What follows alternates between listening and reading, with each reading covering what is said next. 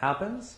But if we think about sort of the different time frames of criticism and commentary, there's the next day commentary that you have with your friends, or during the show, even on Twitter, or what have you, or you go to a fan forum and you discuss something. And that next day, immediate, very much tied to the moment of reception, and that's the snapshot of that moment.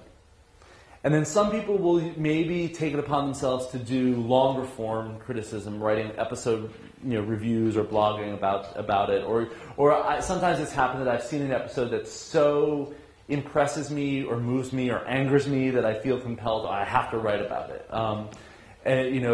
In that way. So yes, that happens. But what about the time frame more typical of academia? So if you're trying to write you want to write an analysis of racial politics on Mad Men, well, so you wait till the end of season 2, for instance, and then you say, okay, I want to write this, and you write it, and you send it off to the journal, and by the time it gets in print, it'll be season 4. And your arguments will have been will change, based on it. And yes, you can say, and I did this. I wrote a piece about The Wire that was based on watching the first 3 seasons, and then I wrote it, and then I sent it in, and then the 4th season debuted, and I watched it, and I made a couple revisions. Thankfully, it didn't change too much, and then it came out and was published. But in the interim, the 5th season came out. So my piece is no longer invalid, and I think it's a good piece, and I don't have problems with it, but it could have changed in really significant ways that are unanticipated, you can't anticipate. So I think that's one of the big challenges. And it's true in any field. And if you're writing about a literary author, their next book might come out in the interim, and that may change some of your arguments. And we have to accept that. But specifically when we're talking about a serial whose structure is designed to delay the answer to a question you're trying to address, it's a challenge. And there are a lot of different strategies involved. But you found, some sort of middle ground there by blogging. Yeah. And I know it's not broadly appreciated that much within the institution of academia, but at least it is this way to try to find a platform, at least, yes, to also reflect on the momentary or the actual. Yes. Yeah, and I think that it's been crucial. One of the really interesting aspects of this book project I've been working on is that it in and of itself is serialized, and it's serialized both in the way in which it is being published. I'm rolling out chapters online with gaps in between, sufficient that people can comment and engage with it, hopefully. But also in the process of writing. It's been a project that I've been working on in different forms for 10 years or so.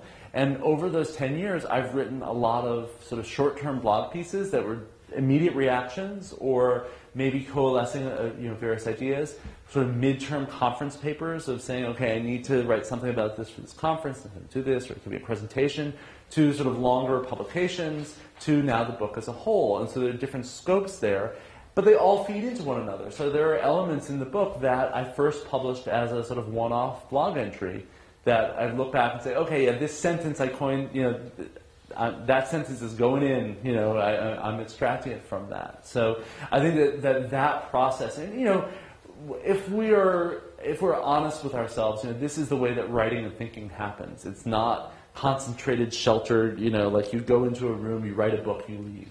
That doesn't happen. It is about this ongoing process. And I think that through sort of digital tools of academia, online blogs and other forms, that process is becoming a little bit more transparent and visible, and I really like that, and I find that liberating. And the other thing I would just say is, the whole questions of does blogging count as an academic?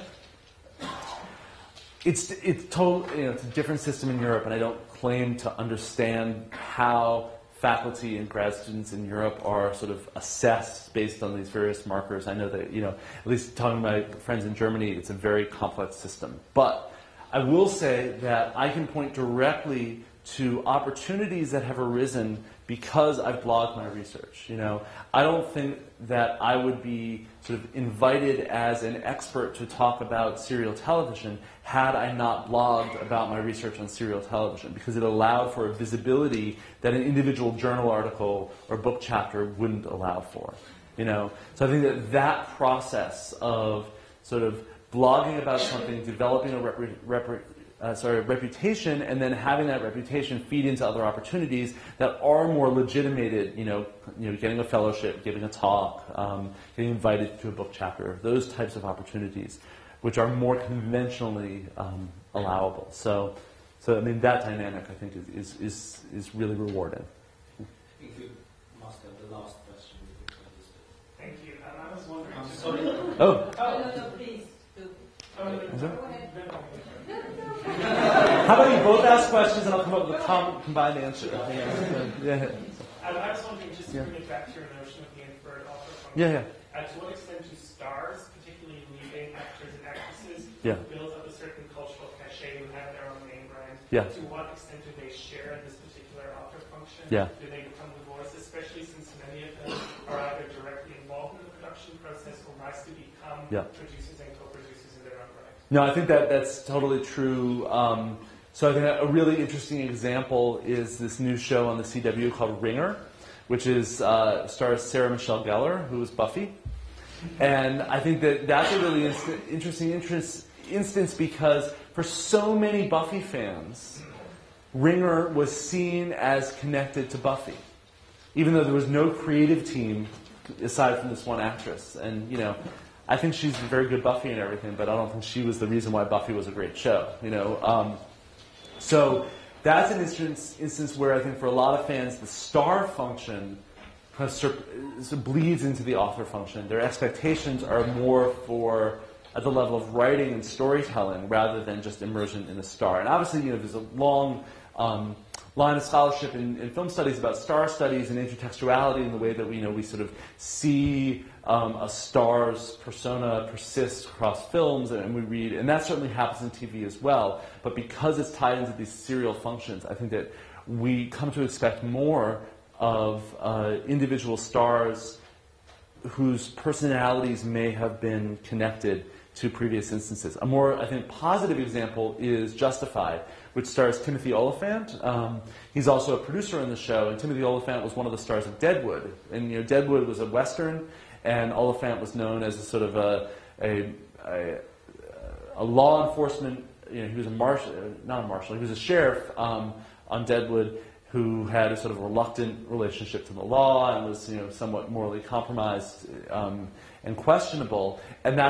And his personality on Justified is very similar, but it's a contemporary show set in Kentucky, not South Dakota, and he's a marshal, but there's still this kind of Western ethos, and that intertextuality, I think, is very much part of it. Even though David Milch, who created Deadwood, has nothing to do with Justified, that's a link that I think is more productive in that way. Okay, I think I'm really sorry. We have to close this discussion. And anyway, if you'll come to me online. That's right. Please go to the website, and like I said, by the end of the month, the first chapter, which you got a sneak preview of, will be up and available for commentary, and more chapters will be rolling out every week or two after that. So thank you so much for bringing me. It's been a really great time.